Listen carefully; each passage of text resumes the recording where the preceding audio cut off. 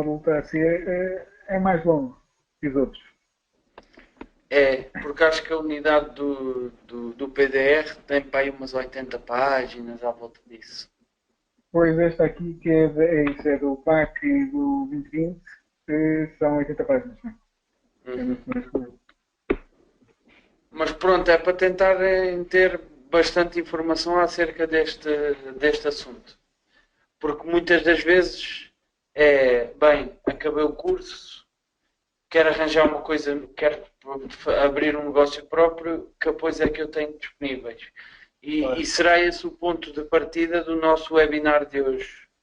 É mais curto, para também não ser muito maçudo para vós, mas para tentar dar uma ideia do que é que está aberto em termos de concursos, porque isto tem várias fases. Há concursos que não estão abertos e há concursos que estão abertos.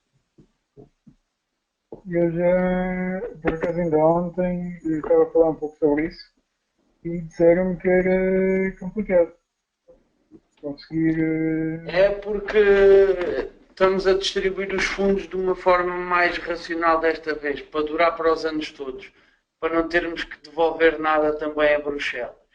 E depois porque o que eles procuram principalmente é a parte dos jovens agricultores.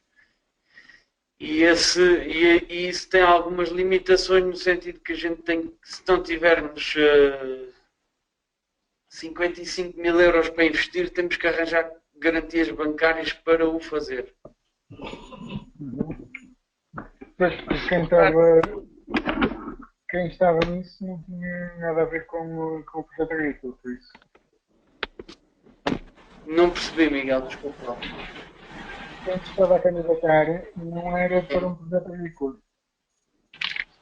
Era para quê? Era para um. Tinha a ver com a indústria. Sim, porque isto também tem apoios para as indústrias de transformação, etc. Bom, assim sendo, vamos iniciar o nosso webinar de hoje para de alguma forma ficarmos a conhecer um pouco mais aquilo que está no manual, mas que vai ajudar aqui com a troca de ideias que vamos ter a arrumar algumas questões. Ora bem, os apoios do PDR 2020 estão distribuídos por uma data de secções diferentes. Se por um lado temos a parte do investimento agrícola, temos os tais investimentos na indústria da transformação, na parte das agroindustriais, temos os jovens agricultores, temos candidaturas, por exemplo, imagine que há uma calamidade qualquer, um tornado que dá cabo de uma data de estufas e que dá cabo de uma vasta área de terrenos. O que é que vai acontecer? Há uma coisa que se chama gestão do risco, que é os seguros, e restabelecimento do potencial produtivo, que é, de alguma forma, apoios, linhas de emergência, etc., para permitir aos agricultores salvarem pelo menos parte daquilo que já perderam, porque as plantas que ficam na terra dificilmente as conseguimos recuperar. As estruturas, felizmente conseguimos recuperá-las. A questão dos seguros, cada vez em Portugal está-se a desbloquear mais a questão dos seguros e, dessa maneira, os agricultores sentem um pouco mais de apoio. Se bem que o acesso aos apoios está um bocadinho mais dificultado. Infelizmente, temos um país bastante retrógrado em algum sentido e o que vai fazer com que haja 7 cães a um osso, toda a gente quer apoios, mesmo que eventualmente às vezes não precise deles. Se bem que, hoje em dia, toda a gente precisa de apoios.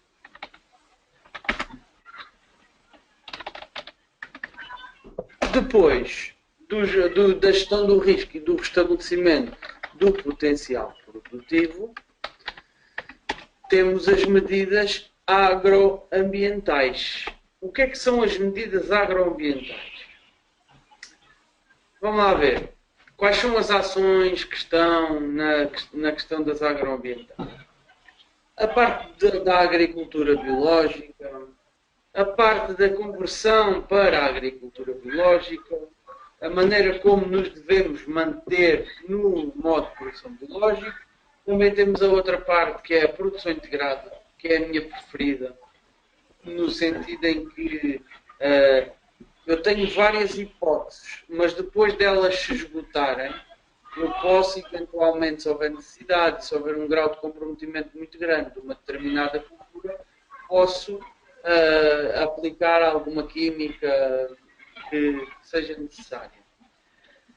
Depois, outras coisas menos importantes que têm a ver com os pagamentos que são feitos à Rede Natura, que é a rede rural nacional. Temos os pagamentos e depois temos os apoios de cada zona. Por exemplo, na questão no Parque Nacional Peneda Gerês, pastoreio em áreas de baldio. O que é um baldio? Um baldio é um terreno comunitário usado por várias pessoas da comunidade que têm por função gerir aquilo em proveito próprio, gerindo, salvaguardando que, olhe, por exemplo, a questão dos fogos. Há apoios aqui no PDR 2020 para me dar uma forma a gestão dos fogos. Porque o que é que as cabras fazem? Eu estou-me a lembrar das cabras, que é o exemplo mais claro que eu tenho aqui. As cabras são ótimas para desmatar, para desbravar mato, porque elas não comem do chão, vão comendo as árvores, vão comendo as ervas secas e sem ter que meter químicas, alimentando e dando bem-estar aos animais, que é um dos princípios da agricultura biológica e da produção integrada, consigo ter outra coisa, que é a limpeza total do meu terreno.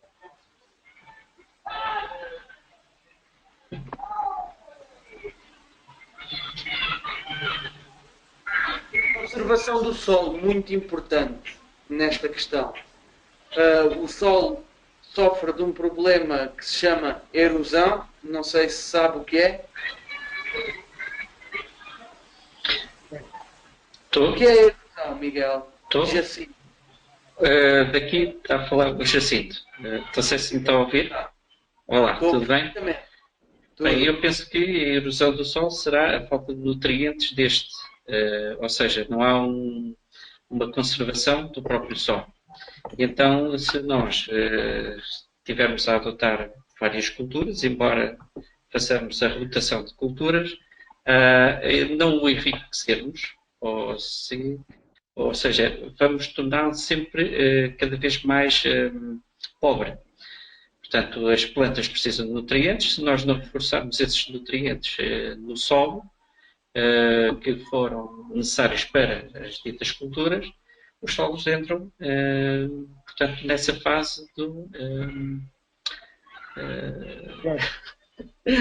Sim. Pronto. Eu já completo no final. Faz sentido aquilo que está a dizer, está correto, mas depois há mais uma outra coisa, há um ou outro comentário que eu vou ser depois de ouvir também o Miguel agora, se faz favor. Basicamente é o desgaste do solo por meios ou naturais ou artificiais e que tem a ver com a perda de nutrientes, certo? Mas também tem a ver com a perda da capacidade do solo de, por exemplo, reter as plantas e de conseguir manter as plantas e sustentar, portanto, todos os meios bióticos e abióticos no ecossistema. Por exemplo, tem a ver com a capacidade da água ser drenada mais facilmente ou menos facilmente, e pronto, pode ser prevenido por várias formas. Ok. Vamos dar um exemplo muito claro. Lembram-se de ver nas notícias no fim de semana que houve uma arriba que caiu na praia de Albufeira, na Maria Luísa, salvo erro? Sim, sim. Ok. Então, o que é que acontece? Isso é um fenómeno de erosão do solo, ou seja, a água também desgasta o solo, a água vai destruindo e por isso é que aquilo acaba por cair. Por outro lado, no ponto de vista agrícola, o pastoreio intensivo de várias pastagens, é um problema, porque o que é que faz? Os animais andam a comer o pasto, andam a fazer uma coisa que se chama o pisoteio, ou seja, eles fazem os seus dejetos e depois vão pisando, vão comendo, vão pisando, vão comendo, aquilo é uma coisa absolutamente normal. E, a partir de uma certa altura, vamos passar a ter problemas de excesso de nutrientes, o que vai provocar o quê? Vai provocar uma acidificação do solo. E ao provocar essa acidificação do solo, pode, em última instância, tornar um solo que era produtivo, pode torná-lo improdutivo. E não é isso que é o pretendido. Outra das coisas que faz mal e provoca a erosão é o excesso de mobilização dos solos que existia há uns anos em Portugal. Muita passagem de trator, por tudo e por nada metia-se o trator na terra. Não, o caminho não é esse. Chegou-se a essa conclusão. O solo estava a perder faculdades, estava-se a tornar menos produtivo. As plantações iam render menos toneladas do que supostamente poderiam. E então as pessoas resolveram pensar assim: bem, há aqui qualquer coisa que nós temos que fazer. E foi isso que foi posto em prática. Então é assim. Existem inúmeras formas de volta a impedir a erosão do solo. Uma delas é a inclusão de coberto vegetal. O que é que o coberto vegetal, o enrelvamento, como se costuma dizer, poderá, daqui a 5, 6 anos, depois do solo começar a ser sistematicamente aproveitado nesse sentido, o que é que pode acontecer? Vai-se dar uma inversão da situação que estava a decorrer. Ao termos o solo tapado, a retenção de água no solo, a retenção de umidade no solo aumenta. E isso ajuda as nossas plantas. Em seguida, também com a ação dessas plantas, desses micro-organismos todos que estão debaixo do coberto, os solos vão se tornar mais férteis sem haver uma necessidade premente de adubações. Elas existem, elas são feitas, mas não são feitas com tanta frequência porque há capacidade de retenção de nutrientes, há capacidade de retenção da água, há um melhoramento da saúde do solo. E é nesse sentido que estão a ser criadas medidas para... Nós vivemos num país que daqui a muitos anos pode vir a ser atingido pelo problema da desertificação, pelo problema da temperatura do solo, pelo problema da erosão do solo, e então acho que nos devemos prevenir. E como nos devemos prevenir? Acabamos por, de alguma maneira, tornar a situação mais apelativa. Depois as pessoas começam a habituar-se a não utilizar tanto os tratores para mobilizar o solo. Poupa-se dinheiro. Poupa-se a saúde do solo. E no final as nossas plantas vão ficar mais robustas, vão ficar mais saudáveis e nós vamos poder oferecer aos nossos clientes, potenciais clientes, um produto com mais sabor, um produto com outros níveis de nutrientes que também vão ajudar as pessoas e ao seu crescimento e à sua manutenção. Onde é que o enrelvamento é mais notório? Alguém me sabe dizer? Como assim? Não sabem? Não. O enrelvamento nota-se muito. Se vocês olharem para as vinhas quando passarem, veem que elas na entrelinha têm muita erva. Normalmente a vinha não era regada, agora já é. Mas a vinha não era regada e há sítios em que a vinha é de sequeiro. Ao fazermos enrelvamento, estamos a manter a fertilidade do solo, estamos a conservar a água no solo para que a planta, como a videira, que é uma planta que demora bastante tempo a desenvolver-se, consiga, de alguma maneira, arranjar defesas para poder ser mais produtivo. Para além disso, um uso eficiente da água, também há apoios para isso. Estou-me a lembrar, por exemplo, da questão do regadio da Alqueva, mas isso é outra parte dos projetos de candidaturas do PDR 21. Para além disso, culturas permanentes tradicionais também têm apoio, como o olival tradicional, as figueiras, os pomares tradicionais de sequeiro do Algarve, de onde vêm aquelas belas laranjas que nós comemos, os amendoais, os castanheiros, manter as características originais. Também existem apoios para isso. Há apoios para o pastoreio extensivo, há apoios para a manutenção de sistemas agro-silvopastoris sob montado. O montado alentejano era uma coisa que existia muito há muitos anos, com aquelas quantidades de sobreiros e de azinheiras e de olivais extensivos que existiam para lá. Com a intensificação da agricultura, tornou-se um bocadinho mais... desapareceu quase por completo e neste momento já há terrenos no Alentejo a fazerem a recuperação do montado, nomeadamente para conseguirem ter aquela grande qualidade de carne alentejana que existe. Prémios para estas coisas. Há apoio à apicultura também. De momento, não existe. Vocês estão a ver ainda, não estão? Sim. De momento ainda não existem. No site do PDR 2020 vocês têm informação sobre o que é que está, o que é que não está em aberto neste momento. Se vocês olharem para o site do PDR 2020 ao dia de hoje, o que está aberto é a questão dos grupos operacionais. O que é que isso significa? O objetivo principal é apoiar a inovação no setor agrícola.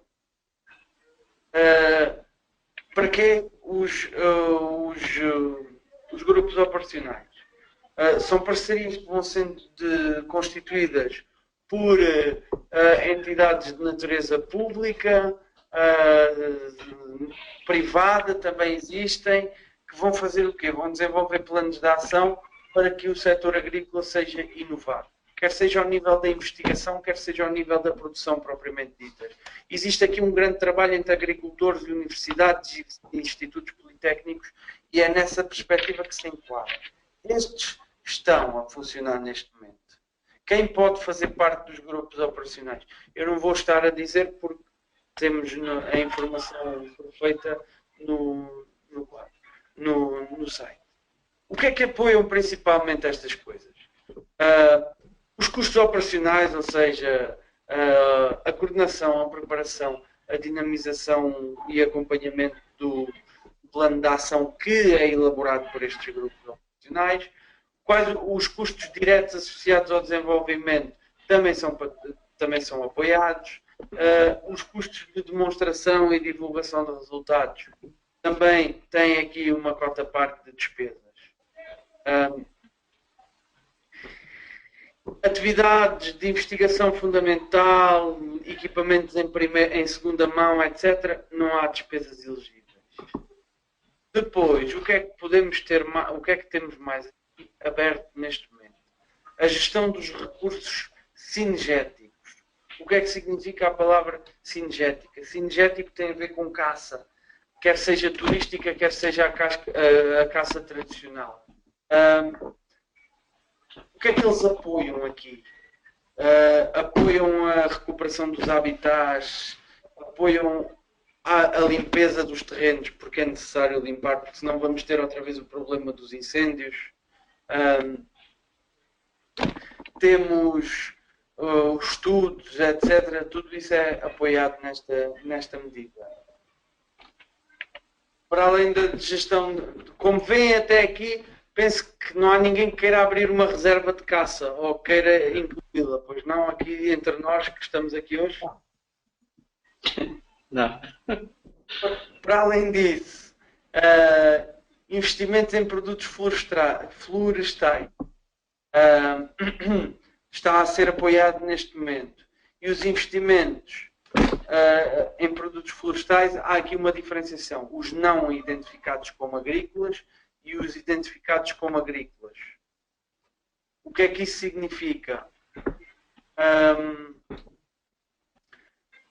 Aumento da capacidade produtiva desses recursos, por exemplo, os eucaliptais para se produzir papel, as cortiças, investimentos em máquinas para andar a limpar esses matos, etc. Nós podemos incluir aqui nesta lista. De momento, ao dia de hoje, são as 4 operações que estão abertas. O que é que vai acontecer brevemente? Brevemente, em princípio, vai haver aqui pequenos investimentos na transformação e comercialização de produtos, abelha, mel, pólenes, todas essas coisas. E depois vamos voltar à página inicial, onde estávamos a explicar o que é que era cada uma destas coisas. Eu vou repetir só para a Karina, porque chegou um bocadinho mais tarde, mas os apoios do PDR 2020 dividem-se em investimentos agrícolas, investimentos agroindustriais, jovens agricultores, gestão do risco e restabelecimento do potencial produtivo, as tais medidas agroambientais das quais estávamos a falar há bocado, onde se destaca a tentativa de combate à erosão e o aumento da fertilidade dos solos com recurso, por exemplo, ao engalvamento, a manutenção da atividade agrícola em zonas desfavorecidas, ou seja, em zonas onde as pessoas se deslocaram para a cidade e abandonaram o campo. Está-se a dar um regresso ao interior. E, nesse sentido, como estamos a regressar ao interior, existem estímulos aos jovens para eles pegarem numa zona que não tem muita gente, tornarem a zona apelativa, atrativa, para poderem torná-la viva novamente. Porque a questão da descentralização e da centralização das pessoas todas para os meios urbanos, porque Portugal é um país que até há uns anos era um país essencialmente só de serviços, havia muita disponibilidade de emprego, agora já não existe. Então a agricultura voltou a ficar na moda, nunca deveria ter saído da moda, porque senão passamos a vida a mandar vir coisas do exterior e não é isso que é o pretendido. Interessa-nos sim vender para cá para dentro e vender lá para fora, aumentar as exportações. Também existe, mas é outra parte da matéria, é a parte da internacionalização das empresas e há um programa específico nesse sentido. Diga. João, é sobre o seguinte, em relação a esses incentivos a jovens agricultores, neste aspecto, até que idade, portanto, são considerados jovens agricultores? 40. Inclusive. Então, eu já sou velho. Mas não tem problema. Mesmo que não seja considerado jovem agricultor, eu já vos vou explicar aqui outras variações que são importantes. Certo. E que vos dá mesmo que não seja um jovem agricultor. Ok. A seguir aos apoios à floresta, temos o regadio, que é o regadio, é aquilo que é mais famoso, e todos os aproveitamentos hidroagrícolas que dali são característicos. Portanto, hoje não dá para falar de tudo, impossível. Vou tocar no assunto dos jovens agricultores porque sei que é uma coisa que vocês consideram importante e que eu faço questão de clarificar. Jovens agricultores. Existem duas coisas. Jovens agricultores e investimento agrícola. Jovens agricultores temos de ter até 40 anos, quando temos o projeto. O investimento mínimo que temos que fazer para receber 15 mil euros são 55 mil. Temos que apresentar garantias bancárias disso. Os jovens agricultores frequentam sempre pequenas ações de formação, porque às vezes há pessoas que não são da área e que o Ministério faculta algumas ações de formação para tornar o conhecimento ainda mais apelativo. Depois disso, temos dois tipos de investimento agrícola. um superior a 25 mil euros e outro inferior a 25 mil euros. Dependendo daquilo que é o pretendido, existem, por exemplo, podemos começar com uma comparticipação de 40% e pode ir até 60% de todo o valor do investimento. Imaginem, querem investir 100 mil euros. Ao quererem investir 100 mil euros, o que é que vai acontecer? 40% de 100 mil euros 30 mil. São 40 mil euros. Vão ter uma contribuição de 40 mil euros, uma ajuda de 40 mil euros. Imaginem que vão passar a pertencer a uma organização de produtores. Tem uma majoração de 5%, ou seja, passa a ganhar 45%. Imaginem que estão numa zona considerada desfavorecida, que eu agora não as tenho de cor. O que é que vai acontecer? Mais 5%. Criação de postos de trabalho, mais 10%. Ou seja, investimos 100 mil euros e podemos vir a ter uma comparticipação do Ministério, do Estado, na ordem dos 60 mil euros. Dúvidas até aqui?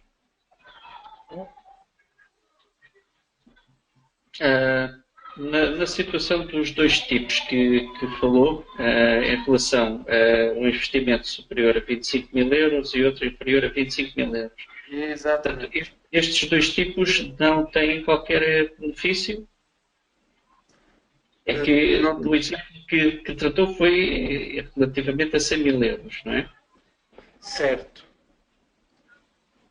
Não, o outro inferior a 25 mil euros também tem incentivos. Sim, mas não serão iguais, é isso?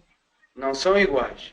Percentagem de apoio nas operações inferiores a 25 mil euros, 40% do investimento total nas zonas de Portugal continental e 50% se for numa região menos desenvolvida com condicionantes naturais. Ou seja, 25 mil, 40%. Isto hoje já não está muito bom para fazer contas, mas... Sim, são para aí 10 mil euros. 10 mil euros de contribuição. Só que depois nem todas as despesas são elegíveis. Comparticipadas, não é? O que é que eles apoiam nesta inferior a 25 mil euros? Apoiam edifícios e construções desde que estejam diretamente ligados às atividades agrícolas. Preparação de terrenos, ou seja, gradagem, lavouras, todas as operações de mobilização do solo. Plantações plurianuais, ou seja, a alface. A vinha. Também é uma plantação plurianual. Sistemas de rega também são apoiados aqui. Máquinas e equipamentos. Tratores, alfaias, ferramentas. Tudo tem que ser em primeira mão. Não pode ser nada em segunda, senão eles excluem logo o investimento. Eu, quando estive a trabalhar no anterior programa, excluí muitas tentativas nesse sentido, ou seja, compravam ao primo, ao tio, ao sobrinho e não é possível, não pode haver uma relação direta entre os familiares. Compravam alfaias em segunda mão, não podia ser, tinha que ser uma alfaia em primeira mão, são mais caras, como é lógico. Depois, o que é que é um saco? Em relação à compra de terreno, não há nada. Portanto, ou se tem o dinheiro para comprar o terreno, ou então também não há participação. Eu penso que há um apoio no que toca ao aluguer daquela bolsa de terras do Estado. Sim, sim. Não sei, eu vejo, posso verificar, não sei se há incentivos ao arrendamento. Eu tenho ideia que sim. Se calhar nesta, não. Vamos lá ver. Para beneficiar dos apoios previstos na ação em questão, que é a Operação 322, investimento agrícola inferior a 25 mil euros, necessitamos de ser titulares de exploração agrícola. Pode não ser uma compra, pode ser um contrato de arrendamento, desde que superior a 5 anos, entre 5 a 10 anos é o ideal, por causa dos anos cruzeiros e daquilo tudo que eles exigem em seguida. Ok. Tem que ter um sistema de contabilidade e tem que estar legalmente constituído. Isto não faz diferença nenhuma. Os investimentos elegíveis são superiores a 1000 euros e inferiores ou iguais a 25 mil euros. Ou seja, coisas de 600 ou 700 euros não são elegíveis. Pelo menos é o que eu estou aqui a compreender. Diga, Jacinto. Portanto, maior que 1000 euros, menor ou igual que 25 mil euros, nesses casos, não é? Exatamente. Ok. Aqui, a nível de sistema de contabilidade, isto, a propósito da minha pergunta, em relação a estabelecer como sendo uma empresa ou agricultor em nome individual? Dá os dois. Tem que ter um sistema de contabilidade. Pode ser o simplificado ou o outro. Ok. Pronto, isto são bastantes. Não, mas estamos cá para isso. Claro, O objetivo principal do webinar não é vocês estarem a ouvir o sermão do padre. É vocês falarem comigo e colocarem as dúvidas que vos fazem mais sentido. Por muito parvas que vos possam parecer. Não é nada é parvo aqui. É assim, para mim, pronto, é uma questão de. Eu venho de um outro setor, de uma situação totalmente diferente a esta, não é? Mas cuja minha ideia seria mesmo, pronto, se tivesse a oportunidade de lançar-me no campo da agricultura. E daí, portanto, ver o investimento que posso fazer, porque isto também balança com os valores, e não posso também ficar neste momento descalço. E, portanto, tenho que começar devagar, porque devagar, em princípio, se chega mais longe. Não é? E, olha, portanto, é o que eu defendo. É preferível ganhar 1000 euros de cada vez e de forma consistente do que ganhar 10 mil euros de uma vez e no ano a seguir só ganhar 5. Exatamente. Ou não Portanto, ganhar nada sequer. Pronto, o objetivo também é de ser uma coisa sustentável, não é? Exatamente. E depois o que é que acontece? Eu defendo que o dinheiro puxa dinheiro, ou seja, à medida que nós vamos, pedimos este primeiro apoio, evoluímos, vai gerar mais receita e depois gera mais receita, é verdade, temos mais despesas também, mas vai ser uma situação cumulativa. E ao ser uma situação cumulativa, nós se calhar daqui a 10 anos vamos ter uma margem mais confortável.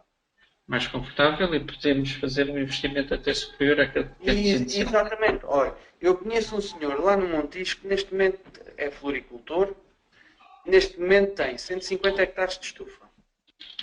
Sabe como é que ele começou? Não. Eu vou-lhe explicar. Ele trabalhava para os concorrentes e se trabalhar por conta própria. Certo. Foi comprar uma estufa de 1 hectare em primeira mão.